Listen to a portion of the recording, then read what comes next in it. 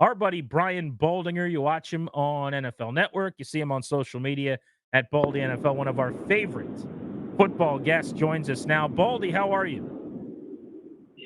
I'm doing great. I'm just leaving the Steelers practice out here in Latrobe right now.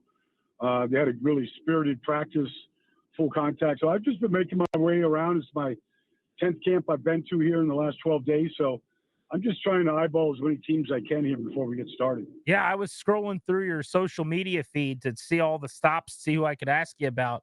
And you have covered, as you said, about a third of the league here over the last week and a half. So you are making moves, and we'll get to a lot of those clubs. But I want to start here with the Brandon Aiyuk news of the day that the 49ers are willing to trade him, but that it sounds like Washington at the moment has pulled itself out of any conversation to land him. First, do you think Aiyuk gets traded? I don't know, honestly. I mean, they drafted either his or Debo's replacement in Ricky Pearsall. As soon as you saw that first-round pick, somebody's got to go. And so I was just in Pittsburgh. People were sort of putting Aiyuk in Pittsburgh. I mean, what teams do, though, is they don't want to send that message to the guys on the team that we're thinking about bringing Aiyuk in. If you're not interested, shut it down and don't let the speculation really seep through the team. That's not good, and it's not good for the guys that are there. So I just think it's late in the game to really get value for him. And I don't know, he's asking for a lot of money, a new contract. Not everybody is in a position to do that right now at this stage of the game where he's got to learn an offense, he get timing with the quarterback and all of that. He's an excellent player. He's a great blocker, a great route runner. But, I mean, what level of, Aiyuk are you getting right now to your team? I think that's the big question that clubs have to answer. With the Washington situation, I'd be curious to get your thoughts on whether it would be worth giving up. The report is basically it would take a wide receiver on your roster and draft picks, and then of course you pay him $30 million. And normally I'd say absolutely not. I'm not even interested in considering any of that. But I am also a big proponent, Baldy, of surrounding my young quarterback with as many weapons and elevators as possible. So I understand where there would be intrigue and why Washington would have talked to San Francisco earlier in this process. But what's your thought on the Commanders as a fit? Well, I mean, look, the general manager now comes from San Francisco. He was part of the group that drafted Brandon Aiyuk. Nobody knows him better than he does. And so if he's shutting it down, he's probably pretty happy with Terry McLaurin. Everybody's happy with McLaurin. He's just a stud of a guy and a player. Dotson, is coming on. Jayden has worked tirelessly with some of these guys. You got to look at Luke McCaffrey, who they drafted, who I think is going to be a good player. I don't know. He certainly would be an upgrade, I think, to just about any roster. I was just in Pittsburgh. He's an upgrade there. George Pickens is receiver number one there, but he'd be an upgrade over anybody else they have. But there's a lot of other considerations, and finances are a big part of it. So, it's just a question of how quickly he could get really brought up to speed in this situation right now. There's still Diami Brown that you got to get the ball to. That's going to be part of this team. It doesn't look like Washington has a receiving core that is desperate for a guy like Aiyuk right now. Brian Baldinger on Grant and Danny. Want to talk to him about a bevy of his camp stops he's been talking with and spending interview time with some of the biggest names in football over the last week. One more on Washington. We found out today that Jayden Daniels is going to start their preseason game against the Jets on Saturday at noon in the Meadowlands. All the reports have been glowing about Daniels so far. I know you were high on him coming out of school. What do you make of the fact that they are going to play him in this first preseason game? Sounds like he'll get at least 2 games of action, and just the importance of getting his feet wet this week rather than waiting. I'm all for it. I've been around the league. I see a lot of teams. Joe Burrow is going to play in preseason. C.J. Stroud is going to play. I think they got to get that timing. It's a new system for everybody, what Cliff is bringing. I'm going to see him scrimmage the Jets on Thursday, I'm anxious to watch him. It's not like he's getting pushed by anybody that's there. I don't care if it's, at this point, whether it's Mariota or Driscoll, nobody's pushing him. Like, it's his job. And so get him as much timing as he can. He doesn't have to be out there for a long time. But Caleb Williams is going to play in the preseason. I saw him on Thursday night. These guys are going to get time. So, it might be a series. It might be 2 series. It might be a quarter. But it's good to work with Tyler Biadasz, the new center, and get some timing down. Get a little work in during these scrimmages where he's not going to get hit. I think it's going to be pretty safe. But also get used to the scrimmage on Thursday, but then get used to the speed of the game on this weekend against the Jets as well. At Baldy NFL on Twitter for the great takes and film breakdowns of Brian Baldinger, who's joining us here on G&D Without Danny today. You just mentioned the scrimmages. I've talked to a couple players this week who have told me that they prefer the practices, the joint workouts, even to preseason games. And you know that there are some coaches that feel that way. But we always see these brawls, right? You see it with the Lions and the Giants this week, yesterday and today. It seems to me like that is the one thing kind of holding the joint practices back from almost fully replacing preseason action. Is there any way to other than being able to suspend guys or fine guys or something, is there any way to get the brawls to go away so that more coaches like Andy Reid and others are willing to do these joint practices?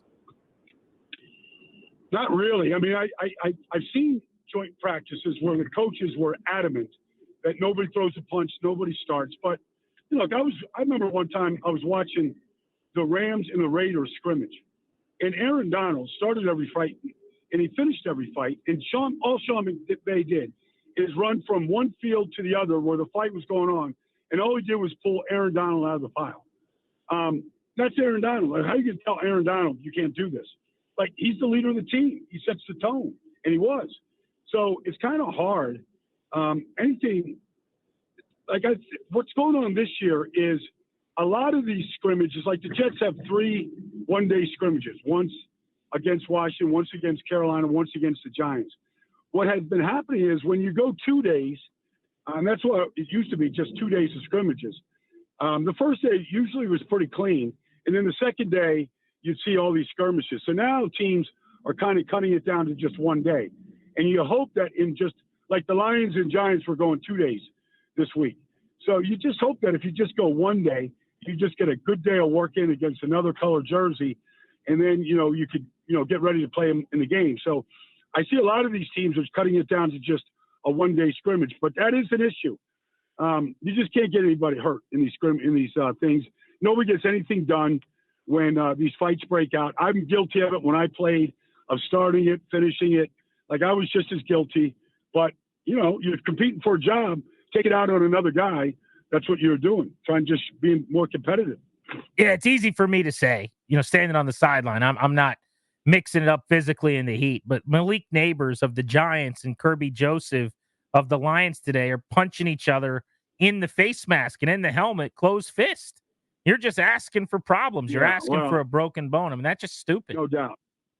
It is stupid. And I just got done watching Malik practice on Saturday, and he was phenomenal. I mean, he'd drop a ball like technically as sound as can be. Like, he's a star. Like, he can't be throwing a punch to Kirby Joseph. And Kirby, he's their starting free safety. He's a great player. Like, you can't afford to lose a player in any of those kind of situations.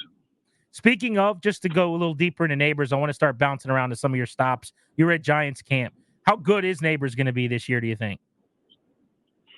Well, Daniel Jones, has never thrown to a guy like Malik Neighbors. Never.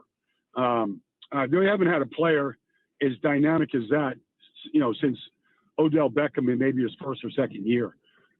He's something else. I mean, he's route running, he's crisp, he's super strong. He catches everything with his hands. He just looks like an advanced student, and maybe that's why he broke all the records, at LSU, maybe for those reasons. Yeah, last year he and Jayden Daniels made some pretty sweet music in the SEC. All right, let's go to the Steelers. That's where you were today in Latrobe. Is there really a quarterback competition? That's certainly what's kind of being sold nationally now, is that Fields has crept up on Russell Wilson. Is that a thing? I don't know. I mean, I talked to Russell after practice. He likes He likes the offense. Justin got his time in there. They one thing about Pittsburgh, man, they're old school. Like, they're tackling to the ground out there. I mean, it's a lot of contact. The quarterbacks are, they're getting rushed at pretty good by a variety of guys, although TJ and Cam Hayward, had a day off today, but Nick Herbig, they've got some good rushers. I can't say that one guy is ahead of the other. I've heard the same thing. They look like they were splitting reps out there throughout the day to me. You were also at Bengals camp within that AFC North. What a loaded division. I mean, the Browns, with Joe Flacco at the controls, were a tough out in the playoffs last year. The Bengals get Burrow back. The Steelers never have losing seasons under Tomlin. You look, really, the Ravens are the cream of the crop over the last couple of years with the reigning MVP. How do you see the North? Well, it's honestly, it just comes down to one or two plays in a game. If you think about to that playoff game between Cincinnati and Baltimore a couple of years ago, Baltimore's going in to score, and the ball gets punched out by Logan Wilson or whoever, and Sam Hubbard goes 100 yards for the return. They win the game. I mean, those games are decided by one or two plays. You don't know where they're going to be. They just stack up that well, and whether the defense, the quarterback play, the way that they feature the running game in every place, the way that the teams are really constructed with depth in the trenches.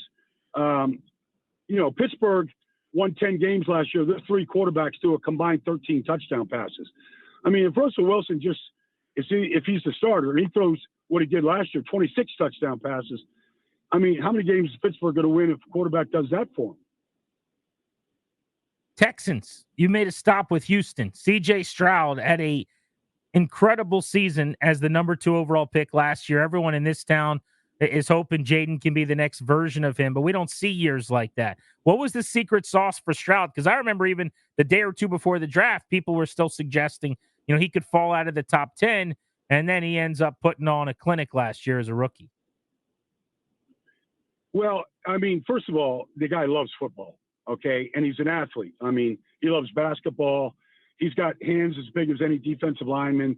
He's got a big arm. But he's just technically very sound. I mean, his footwork is excellent. Maybe Joe Burrow has just a touch better mechanics, but maybe not. And he just sees the field very well. And he gives his receivers a chance. I mean, Nico Collins did nothing in this league his first 2 years. C.J. Stroud comes in, and he's a Pro Bowl player. And, he's an elite number 1 wide receiver. Tank Dell is just as quick as they come in this business, can separate from anybody. Like, he built immediate timing with Tank, with Nico, with Dalton Schultz. And I spent time to talk to him yesterday. He just has an utter confidence and command about the position. Without even trying, you can just talk to him and you can feel the confidence that he has in the offense and what they're asking him to do and his ability to execute it. I mean, Baldy, I'm thinking about this. So you were at basically a third of the league's camps over the last week. And I'm looking at the Texans depth chart. I don't know if you saw a more talented roster.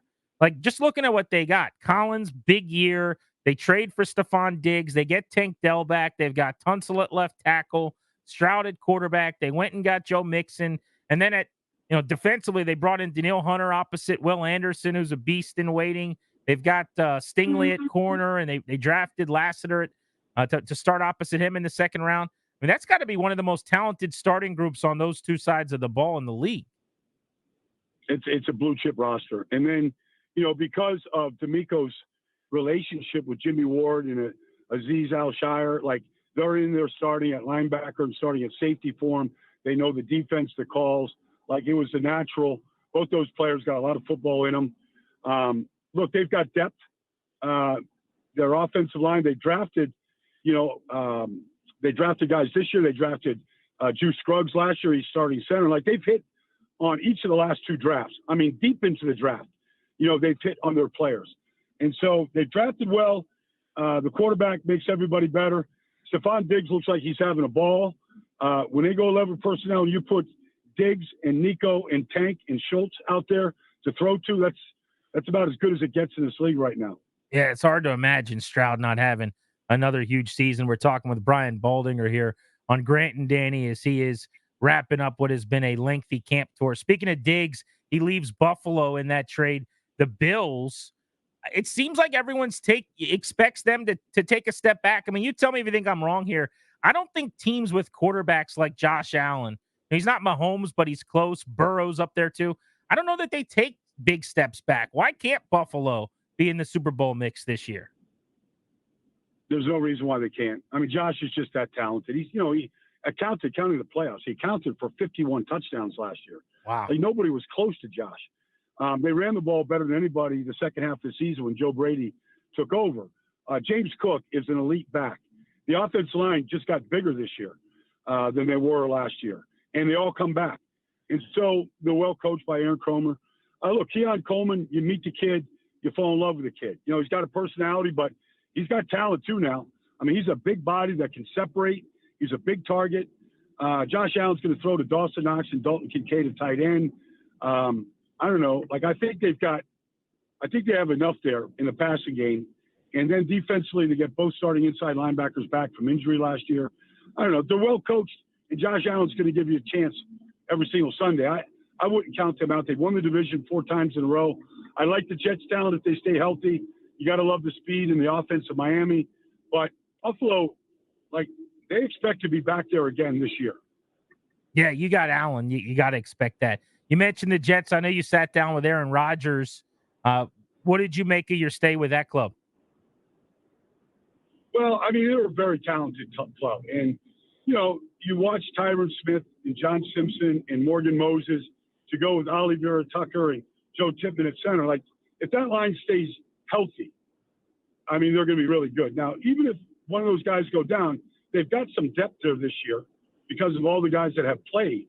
But, I mean, the combination of Aaron Rodgers to Garrett Wilson is going to be about as good as anybody in the league. And this Brees Hall, last year at this time, he wasn't even practicing. I mean, this guy's and he was still second in the league in total yards from scrimmage. And he's got a chance to have, a 2,000-yard season. I mean, total yards now, receiving and running. He's got a chance for 2,000 yards.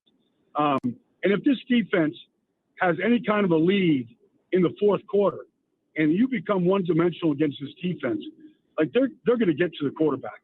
They just have that ability. Baldy, awesome info. Thoroughly enjoyed your content from all your stops. Heck of a job. Thanks for hopping on with us here on G&D.